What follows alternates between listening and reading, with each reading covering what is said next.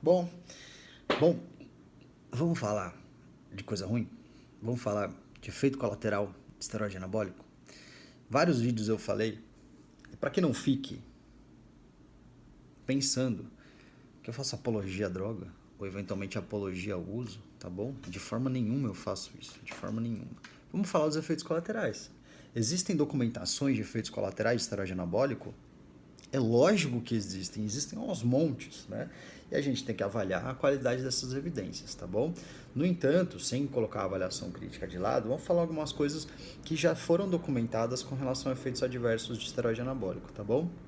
Então, o primeiro deles, efeitos dermatológicos. Efeitos dermatológicos inclui, como eu já falei em outros vídeos, a testosterona aumenta a produção de oleosidade pelas glândulas sebáceas, tá bom? De sebo pelas glândulas sebáceas. Então, isso pode ir lá entupir seus poros, pode dar espinha e pode propiciar acne, tá bom? Fora isso também, o aumento da DHT, da dihidrotestosterona, promovida para os esteroides mais androgênicos, o que acontece? Cai o cabelo. E cai mais em quem já tem propensão a cabelo, tá bom? O pessoal tenta minimizar com algumas coisas, mas esse não é o tema desse vídeo, beleza? Tá? Então, principalmente isso, né? Nas costas, geralmente, nas regiões mais oleosas, no tórax também. E pode ser só de um aumento de oleosidade ou pode ser de uma acne grave, como tem documentado na literatura. Feito? Ou, eventualmente, aí, medicações de mercado paralelo que são contaminadas. E como elas são contaminadas, você pode ter, por exemplo, rachos cutâneos ou pode ter alergias importantes, tá bom? Ou pode ter, por exemplo, um abscesso. Porque, pasme você, as pessoas usam a seringuinha e deixam a seringuinha na geladeira. Olha que perigo, né? Geladeira é o treco mais contaminado que existe, né? Tem um monte de bicho circulando lá. A pessoa abre a medicação, usa a seringa e deixa a seringa, acho que é para ficar geladinha, né? Na geladeira, tá bom? Não é para compartilhar a seringa. Então, eventualmente a higiene também, né? As pessoas aplicam na academia, então não tem uma higiene adequada para fazer uma aplicação. E aí o que pode acontecer? Uma contaminação, e aí você pode fazer um abscesso. Cuidado. Complicações musculoesqueléticas. Bom, é mais fácil você ter uma ruptura muscular quando você aumenta a sua musculatura de uma forma aguda, ou seja, você tem um grande incremento de massa muscular num curto espaço de tempo, né? Então, e ainda o que é pior, né? Quando a gente faz treinamento de força, você tem microlesões das estruturas dos tecidos biológicos, aí, por exemplo, dos componentes musculares e dos componentes elásticos musculares, né? Quando você faz o treinamento de força, por exemplo. E quem repara esse dano? Uma das coisas que repara é o estrogênio, tá? Então as pessoas usam esteroide anabólico e tendem a utilizar medicações antiestrogênicas em alta dose, por exemplo, tamoxifeno. Então você tem, por exemplo, um músculo que era desse tamanho, ficou deste tamanho, e o tendão que era deste tamanho e ficou deste tamanho, tá bom? Ou seja, você começa a criar uma desproporção muito grande do músculo com o tamanho do tendão. Então, existe uma chance de você fazer uma ruptura muito mais fácil, tá bom?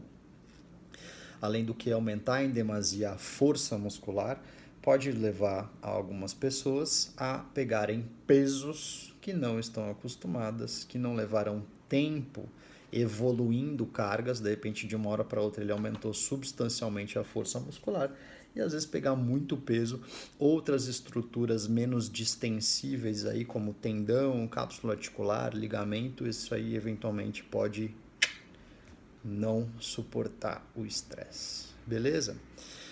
Outra coisa, dano renal. Pode dar dano renal? Pode. Tem vários estudos na literatura com alterações potencialmente renais. Uma coisa que há que se tomar muito cuidado é o seguinte, né? O aumentar a proteína da dieta em demasia. Tem uns meninos que eu conheço que comem 1 quilo de carne por dia, 5 marmitas de 200, tá bom? É uma paulada de carne. Fora isso, ainda suplementa 10 gramas de creatina por dia. Então a creatinina sobe. E a creatinina é um marcador na clínica médica que a gente usa como métrica de função renal. Existem outros marcadores melhores e mais sensíveis, mas eventualmente tem vários trabalhos que mostraram elevação da creatinina, mas desconsideraram a questão dietética. E tem intercorrências renais importantes? tem intercorrências renais importantes, como por exemplo síndrome nefrótica, como por exemplo insuficiência renal aguda, tá bom? Mas há que se tomar muito cuidado. Com o quê? Porque ninguém usa só o esteroide anabolizante de uma forma isolada. Uma desidratação pode prejudicar mais o rim do que o esteroide anabólico. A desidratação vai ser promovida por quem? Por um diurético em alta dose, por exemplo, tá?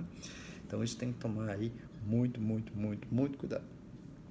Sistema reprodutor. Bom, como eu falei, inibe o eixo hipotálamo hipofisário gonadal, né? Ou seja, quando você tem muita testosterona, o seu testículo fala, não fui eu. E aí o cérebro fala, então para aí, amigo. E ele vai parar de produzir testosterona até o momento que a testo estiver baixa, e o cérebro vai olhar para baixo de novo e vai falar, escuta, amigo, e aí? Ele vai falar, você mandou eu parar. Ele vai falar, então volta a produzir, tá bom? Então, nesse período aí que o eixo fica inibido, tá bom? Que a gente diz pela testosterona exógena, o que pode acontecer? Você tem uma diminuição dos estímulos de LH e de FSH, que são as gonadotrofinas, que têm, né, preferência para atuação nas gônadas, e alterar, por exemplo, a produção de espermatozoide, tá bom? Então, não que isso pareça com espermatozoide, né? Mas, enfim, só porque eu estava brincando com ela mesmo.